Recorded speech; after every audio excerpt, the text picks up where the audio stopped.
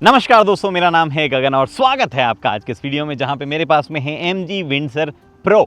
ये सबसे सबसे ऊपर का वेरिएंट जो है MG विंडसर का आ गया है और इसमें बैटरी पैक जो है वो भी बड़ा है। MG जो है वो, अगर आपको नहीं पता हो तो SAIC एक चाइनीज़ कंपनी है, वहाँ से निकल के आती है। इंडिया में GSW के साथ में पार्टनरशिप में है और ये गाड़ी जो है जिसका नाम विंडसर है, ये बाहर कुछ मार्केट्स में ऑलरेडी आती है, बाओजून और यूलिंग के बैच के अंडर में। वहाँ पे ये गाड़ी ऑलरेडी 50.6 किलोवाट यानी कि बड़ा बैटरी पैक जो उसके साथ में आती थी, बट इसमें थोड़ा और बड़ा बैटरी पैक लगा है। 52.9 किलोवाट आवर का बैटरी पैक लगा है। MG का कहना है कि सेल वगैरह जो हमने थोड़े अलग तरीके से अरेंज किए उसकी वजह से जो है थोड़ा कैपेसिटी बढ़ गई है, लेकिन मेन मुद्दा ये है कि रेंज बढ़ी है और कुछ फीचर्स जो है वो भी ऐड हुए हैं विंडसर के मुकाबले, यानी कि जो विंडसर के बाकी वेरिएंट है उनके मुकाबले। क्या चीज़ें ऐड हुई है, फिर उसके बाद में रेंज टेस्ट करके देखेंगे कितनी रेंज बढ़ी है, हर चीज़ एक एक करके स्टेप बाय स्टेप। चलो ओके, फीचर्स पे चलेंगे, बट उससे पहले एक दो इंपॉर्टेंट चीज़ बताता हूँ। 3 साल की वारंटी वाला सिस्टम जो अभी भी है, बैटरी पे अनलिमिटेड ईयर्स की वारंटी है फर्स्ट कस्टमर के लिए। और जो MG ने लास्ट टाइम किया था फ्री चार्जिंग, वो उन्होंने रिवर्ट कर लिया है। कई कस्टमर नाराज़ हुए, उन्होंने मतलब जिनको दिया था उनको भी बोला 1000 किलोवाट आवर जो है वो आप कंज्यूम कर सकते हो, तो कई कस्टमर नाराज़ हुए, बोले ये तो आपने चीटिंग करी है। लेकिन MG का कहना है कि लोग जो है उसको गलत तरीके से इस्तेमाल कर रहे थे, अलग अलग चीज़ें वहाँ पे, बट इस बार वो दी ही नहीं गई है, उसके साथ में शुरू ही नहीं कर रहे हैं। प्राइस जो है वो रखी गई है 17.49, पहले 8000 कस्टमर्स के लिए। माइंड यू, ये 8000 कस्टमर्स जो है वो थोड़े जल्दी निकल सकते हैं, बिकॉज MG विंडसर जो है लगातार टॉप सेलिंग EV रही है मॉडल के हिसाब से अगर देखा जाए तो, which is a huge thing. गाड़ी एक्चुअली काफ़ी प्रैक्टिकल इस वजह से है। अदरवाइज अगर आप देखते थे वो चाइनीज़ सेंटीमेंट होता था कि अरे एंटी चाइना, ये नहीं खरीदनी, वो नहीं खरीदनी। मोस्टली लोगों में सेल्स में वो चीज़ें रिफ्लेक्ट नहीं करती। वो अलग बात है कि इंडिया में Hyundai किया ग्रुप को छोड़ दो तो मोस्टली EVs जो है वो काफ़ी ज़्यादा चाइना पे डिपेंडेंट है ही, तो वो वाली चीज़ भी है। उसके बाद में टाटा का नंबर आता है जो कि हैवीली लोकलाइजेशन कई लेवल पे कर देते हैं। एनीवे, तो यहाँ पे हमारे पास में विंडसर प्रो में क्या क्या है, फीचर्स की सबसे पहले बात करते हैं। तो ये ADAS का यहाँ पे जो है ये कवर जो है पहले भी आया करता था, इसमें कुछ नहीं आता था और अभी भी कुछ नहीं आया है। लेकिन यहाँ पे आप ये कैमरा वाला सिस्टम जो देख पा रहे हो, इसके बेस पे ADAS जो है वो इंट्रोड्यूस कर दिया गया है। कहने को लेवल 2 है, बट बहुत ज़्यादा फीचर्स नहीं है ADAS के, लेकिन ठीक ठाक वो कोलिजन वॉलिजन वाला और लेन असिस्ट वगैरह जो है वो फीचर्स आपको मिलते ही हैं। थोड़ा सा चेंजेस आपके पास में यहाँ पे अवेलेबल है। ये व्हील जो है उसमें भी हेक्टर के टाइप के व्हील आपको यहाँ दिखते हैं। 2 तरीके के टायर हमें देखने को मिले हैं, सीएट सिक्योर ड्राइव और गुडियर के जो टायर जो है वो भी रहे हैं, इस पर सीएट लगे हुए हैं। 215, 55, R18 ये टायर साइज़ जो है वो यहाँ पे है। साइड में कोई भी ऐसा चेंज नहीं है, सेम चीज़ लगती है। MG विंडसर ले लो, विंडसर प्रो ले लो, कुछ भी ले लो, व्हील्स के अलावा कोई फ़र्क नहीं है। पीछे भी कुछ चेंज नहीं है, अपार्ट फ्रॉम द फैक्ट कि अब ADAS की बैजिंग जो है वो आप यहाँ पे देख पाते हो। एक और चीज़ है, अब अगर आप ये बटन को दबा के रखोगे तो आपका टेल गेट जो है वो ओपन होने लग जाएगा, बिकॉज इलेक्ट्रिक टेल गेट जो है वो इंट्रोड्यूस कर दिया गया है। पहले टेल गेट जो है वो इलेक्ट्रिक नहीं था। बूट स्पेस पहले वाले के जैसा का जैसा दिखता है, हालांकि ऑन पेपर जो है बूट स्पेस रिड्यूस हुआ है। यहाँ पे नीचे वाला जो स्पेस है वो भी बरकरार है, सब कुछ वैसा ही है, बट फिर भी ऑन पेपर जो है थोड़ा सा बूट स्पेस कम हुआ है। लेकिन अभी देखने में नहीं समझ में आता कि वो बूट स्पेस कहाँ से कम हुआ है, which is a interesting thing कि कम हुआ है बट लगता नहीं है। तो उस हिसाब से जो है मोस्टली यूजेबल बूट स्पेस अभी भी वैसा ही है जैसा पहले लग रहा था। उसके अलावा कुछ भी चीज़ नहीं है बाहर की तरफ। एक और चीज़ है बाय द वे, इस गाड़ी में अब व्हीकल टू लोड फंक्शन जो है वो ऐड हो गया है। तो आप इस वाले सॉकेट से के वो अपना लगा के कनेक्टर गाड़ी जो है उससे दूसरी गाड़ी चार्ज कर लो, कुछ और चलाना है, माइक्रोवेव, ओवन, टीवी कुछ भी चलाना है चला लो, वॉशिंग मशीन जो भी आपको करना हो। इसका यूज़ केस बहुत ज़्यादा नहीं है, बट कुछ लोग यूज़ में लेते हैं और कई लोग जेन्युइनली उसको एंजॉय भी करते हैं रोड ट्रिप वगैरह पे इधर उधर जाके। तो वो एक बात यहाँ पे हो गई है, हमें बताना था। इंटीरियर में एक बड़ा चेंज है, वो है कलर। ये बेज टाइप का कलर यहाँ पे दे दिया गया है। जो पिछला कलर था ब्लैक वाला, उससे शिकायत ये थी कि मिट्टी वगैरह जो है बीच में जम जाती है और दिखती है। यहाँ पे शिकायत ये रहेगी कि मिट्टी जमी हुई शायद ना प्रोमिनेंटली ना दिखे, बट आपको धीरे धीरे इसको साफ़ करना थोड़ा सा ट्रिकी हो सकता है अगर आप रेगुलरली साफ़ ना करें तो रेगुलरली साफ़ करते हैं मोस्ट लाइकली आपको कोई प्रॉब्लम नहीं आएगी। बाकी गाड़ी में ऐसा कोई भी चेंज नहीं है। इनफैक्ट सारी चीज़ें लेआउट वगैरह सब जो है पहले के जैसे ही है, कुछ भी चेंज वहाँ पे नहीं है। ये बड़ी स्क्रीन अब भी आती है, सीट जो है उसमें आपको मतलब वेंटिलेशन वगैरह वो सब पहले जो फीचर आते थे वही आते, कुछ भी किसी भी तरीके का चेंज जो है वो यहाँ पे नज़र नहीं आता है।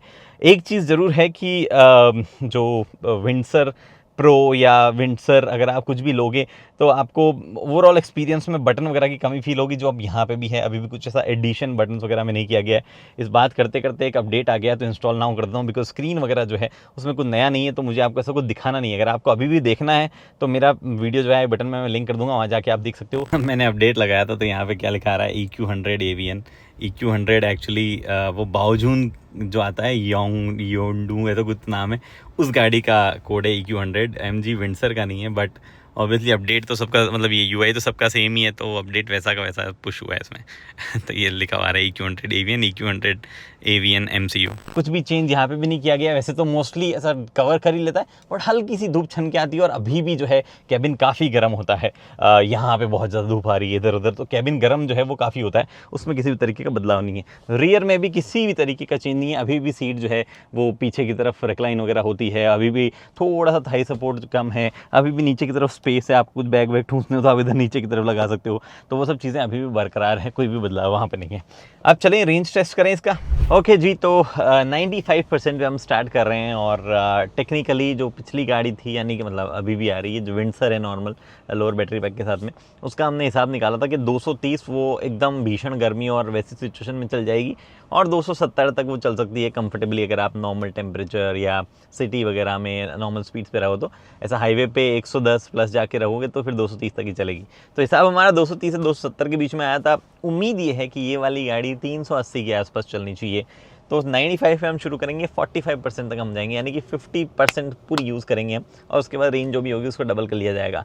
सिटी हाईवे दोनों कंडीशन में गाड़ी चलाने वाले हैं, और साथ ही में इसका रीज़न ये है कि हम 50% ही क्यों चला रहे हैं, पूरी 0 to 100 या 100 to 0 क्यों नहीं करें, वो भी मैं आगे आपको बताता हूँ। फिलहाल शुरू करते हैं। मैं कैमरा से रिकॉर्ड करके आपको बता भी देता हूँ क्या स्थिति है। तो यह यहाँ पे हमारे पास में सबसे पहले 95% आप देख पा रहे हो यहाँ बैटरी, 407 किलोमीटर ये जो है ओडोमीटर है।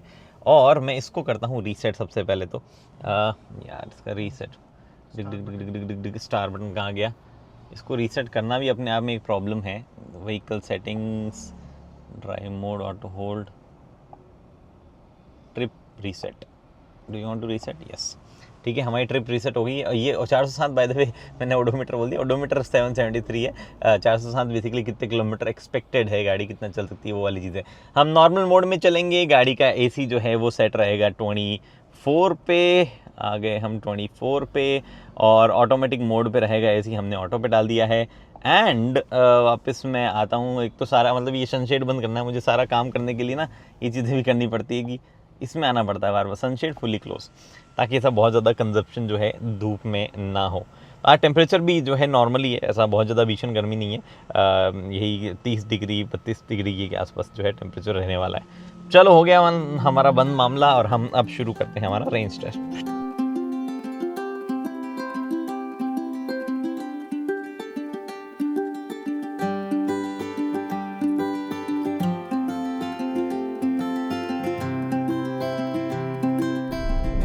ओके जी, तो 20% में चला चुका हूँ ऑलरेडी, और बात करेंगे कितनी क्या कुछ चली है। बट मैं ये क्यों कह रहा था कि 100 to 0 में नहीं कर पाऊँगा, उतना टाइम एक्चुअली नहीं मिला, बिकॉज प्लान तो वैसा ही हुआ था, बट लास्ट मोमेंट प्लान में चेंजेस हो गए। जो इंडिया पाकिस्तान कॉन्फ्लिक्ट चल रहा है उसकी वजह से ऐसा डर लग रहा है कि फ़्लाइट्स वगैरह जो है वो आगे पीछे उनके टाइमिंग वगैरह होंगे, तो सबकी फ़्लाइट जो है प्रीपोन हो गई है, और एयरपोर्ट भी 3 घंटे पहले जाने की एडवाइजरी आज ही आई है। आज जब मैं बात कर रहा हूँ 9 मई की मैं बात कर रहा हूँ, तो उस वजह से जो है थोड़ा सा चेंजेस वगैरह आए, तो हमने सोचा चलो 50% में ही हम गेज करेंगे, उसी हिसाब से चलाएंगे। तो वो है। बाकी गाड़ी जो है उसके बारे में मोस्टली चीज़ें पहले से पता थी कि कैसी क्या चल रही है, क्या चीज़ें हो रही है, तो हमें वो चिंता नहीं सता रही थी कि भाई गाड़ी चला के हम एक बार ढंग से देखें, क्योंकि मोस्टली चीज़ें सेम ही रहने वाली है। थोड़ा सा बैटरी के वजन की वजह से चीज़ों में फ़र्क आने वाला है हल्का फुल्का, जो कि हम ऐसे ही फटाफट 5-10 किलोमीटर में गेज कर पाएंगे, उसमें तो कोई इशू ही नहीं था। एनीवे, तो 20% जो है गाड़ी अभी चली है, और 20% में 60 किलोमीटर अगर आप देखोगे तो हिसाब से गाड़ी तो चलेगी मात्र 300 किलोमीटर। अब ये आप सोचोगे ये तो कुछ ऐसा बड़ा अपग्रेड हुआ नहीं, वो वाली 270 समथिंग चल रही थी, 300 कैसे चल रही है। एक्चुअली सीन क्या है कि अभी तक हमने सिर्फ आधी टेस्टिंग भी नहीं की है, हम पहाड़ों के ऊपर चढ़ रहे हैं। बहुत ज़्यादा स्टीप भले ही ना हो, बट थोड़े से चढ़ाई जो है उसमें थोड़ी एक्स्ट्रा खर्च होगी बैटरी। वापस जब आएंगे तो उसमें जो है रिकर्बरेशन वापस होगा, तो फिर थोड़ी सी बेटर क्लैरिटी हमें वहाँ मिलने लगेगी कि क्या रेंज वगैरह आएगा। इसीलिए मैं आमतौर पर ऐसे बीच बीच में जब रेंज बताता हूँ तो मैं आपको कंडीशन भी बता देता हूँ कि हमने कैसी कंडीशन में चली है। तो अभी वाली कंडीशन में खर्च ज़्यादा हुई है। आपको नेक्स्ट जब मैं PTC दूंगा, मतलब नेक्स्ट टाइम कैमरा ऑन करके बोलूँगा, लेट से जब 40% हो गई होगी, तो उस टाइम पे आपको पता चलेगा कि सिनेरियो थोड़ा सा अलग है। एनीवे, तो ये बात है। बाकी गाड़ी स्मूथ चल रही है, कोई ऐसा इशू नहीं है। एडेड बैटरी का कोई ऐसा वजन फील नहीं हो रहा। एयरीनेस जो है वो आ रही है अंदर कैबिन में, ऐसा अच्छा फीलिंग हो रही है। हालांकि मेघालय में थोड़ा चलाना थोड़ा मज़ा आता है क्योंकि रोड सच्ची है, बट लोग ऐसे जैसे ये ट्रक्स वगैरह जो है इधर जैम करके रखते हैं, तो आपको कॉन्स्टेंटली रॉन्ग साइड साइड जाना पड़ता है और कभी कभार ही ऐसे खड़े रहने लग जाते हैं, तो थोड़ा सा ये प्रॉब्लम है, बट रोड बहुत अच्छी हैं यहाँ की। एनीवे, तो ये है, अपडेट देता हूँ आपको मैं फर्दर जब गाड़ी जो है 20% और चल जाए तब।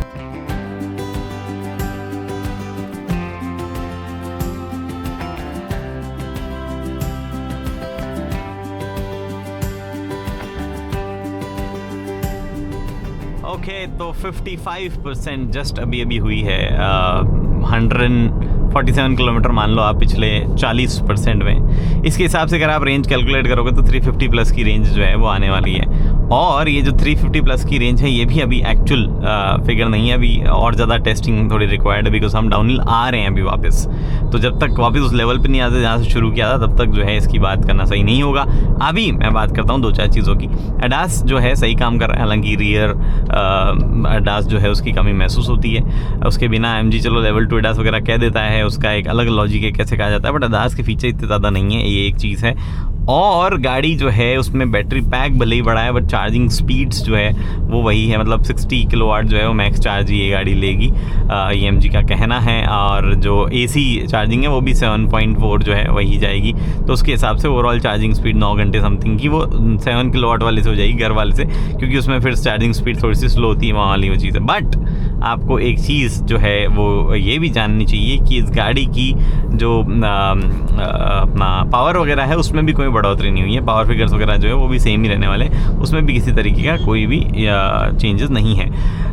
किया जा सकता था यस, बट ऑलमोस्ट सेम थी पावर जो है। पहले वाली भी पावर जो है कम फील नहीं होती थी, और यहाँ पे भी जो है ऐसा नहीं लगता कि बैटरी का वेट ऐड हो गया है तो टॉर्क में कमी फील हो रही है, ऐसा कुछ नहीं लगता है। तो I think it is fine.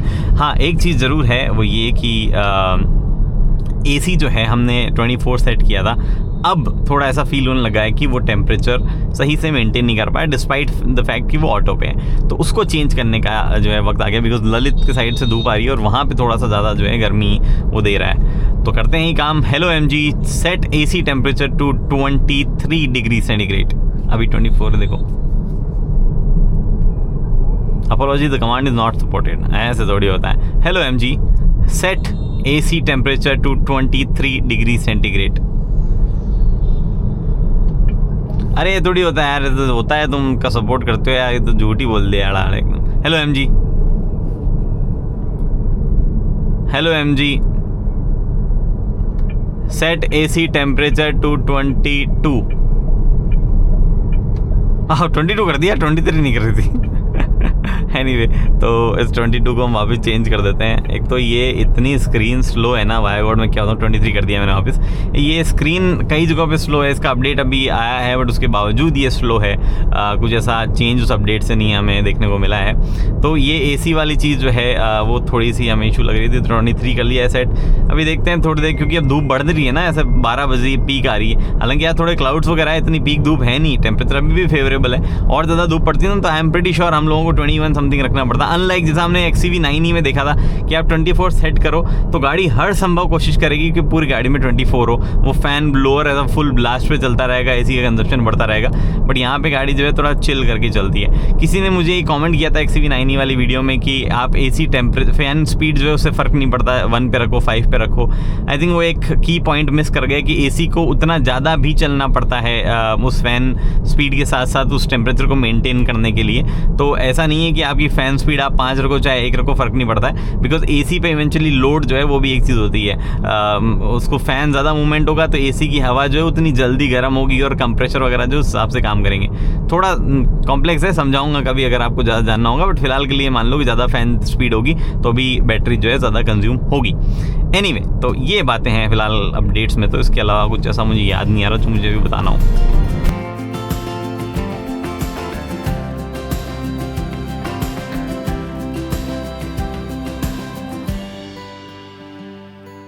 Okay जी, 50% चला ली हमने, फिर 45% पे आ गई है गाड़ी और हमने 193 किलोमीटर चलाई है टोटल। मतलब 45 हो जरूर गया था 191.9 समथिंग पे, बट 193 मान लो आप। और इस हिसाब से अगर आप कैलकुलेट करो तो 380 से ऊपर की रेंज है। अब ये रेंज जो है उसका ब्रेकडाउन करते हैं, मैं आपको ये कैमरा से यहाँ से शॉट लेते हुए दिखा भी दूंगा कि एक्चुअली कहाँ क्या सिचुएशन चल रहा है। अगर हम रेंज का ब्रेकडाउन करें कि हमें किस हिसाब से क्या रेंज मिली है, तो उसका सिचुएशन ये है कि अगर फेवरेबल मौसम हो और आप सिटी में चला रहे हो तो आपको 380 के आसपास की रेंज इजीली मिल जाएगी। अगर फेवरेबल मौसम हो और आप हाईवे पे आराम से चला रहे हो, बहुत ज़्यादा एक्सेलरेट नहीं कर रहे हो, ऐसा 90 100 तो भी आप जो है 360-70 के आसपास चला लोगे। अगर आप भयंकर बम्पर टू बम्पर ट्रैफिक में चलते हो तो सिचुएशन थोड़ी आगे पीछे हो सकती है, बट अगर आप हाईवे पे चल रहे हो 110 किलोमीटर वाली स्पीड लिमिट फॉलो कर रहे हो तो भैया आप 340-350 के आसपास चला पाओगे, which is technically almost 100 kilometre extra जो 38 किलोवाट आवर वाला बैटरी पैक है उससे के मुकाबले यहाँ पे। तो वो लोग जो कि इंटरसिटी कम्यूट करते थे कि जैसे जयपुर से दिल्ली जा रहे हैं फ्रीक्वेंटली, ऐसी जगहों पे जा रहे हैं, उनके लिए ये वाली विंडसर प्रो जो है वो काम की है। बाकी लोग अभी भी जो है पुराने वाले विंडसर लेके खुश रह सकते हैं। हालांकि इनिशियली जो प्राइस गैप अगर आप देखोगे तो वो इतना कम है कि आपको फीचर के बेसिस पे ज़्यादा लॉजिकल लगेगा ये। हालांकि मुझे आई एम प्रीटी श्योर ये गाड़ी 18 लाख की हो जाएगी थोड़े टाइम बाद में। और हमने देखा है कि डीलर की तरफ से कई ऐसा मिस सेलिंग और कई ऐसी चीज़ों की कंप्लेन भी एमजी के लिए ऑफ आने लगी है कि डीलर जो है वो एक्स्ट्रा कुछ चिपका रहा है, डिलीवरी चार्ज ले रहा है एक्स्ट्रा 9, 10, 15, 20 हज़ार रुपये हैंडलिंग चार्ज मांग ले रहा है, कुछ भी रैंडम ऐसी चीज़ें चल रही है। तो वो चीज़ों में भी अगर आप ना फंसो तो थोड़ा सा आपका जो है मतलब अगर आप वो पैसे आपके ना लगे तो और लॉजिकल चीज़ है। कुछ फंडामेंटल प्रॉब्लम्स अभी भी यहाँ पे बरकरार है, जैसे कि ग्लास एरिया बड़े हैं, पीछे की तरफ कर्टन दे देते तो थोड़ा बेटर होता। अगर आप धूप तेज़ है तो एसी बहुत ज़्यादा यूज़ होगा तो रेंज ड्रॉप होने के चांसेस हैं। और तो यही कुछ चीज़ें हैं, बाकी तो मुझे नहीं लगता मोस्टली कंफर्टेबल है। कई लोगों ने कंप्लेन की थी कि रियर में सस्पेंशन काफ़ी ज़्यादा झटके मारते हैं। अनफॉर्चुनेटली मैं रियर में इतना ज़्यादा बैठ नहीं पाया हूँ, ना ही हमारे पास इतनी बुरी सड़कें थी, बट जितना भी चल रही है कंफर्टेबल रही है। एक बात मैं ज़रूर कहना चाहूँगा, हमने ZSEV के साथ में भी देखा है, मैंने विंडसर के साथ में भी देखा है, थोड़े टाइम चलने के बाद मतलब नॉट मच, आप 7-8-10 हज़ार किलोमीटर चलने के बाद ही इनके सस्पेंशन थोड़े वियर्ड बिहेव करने लगते हैं।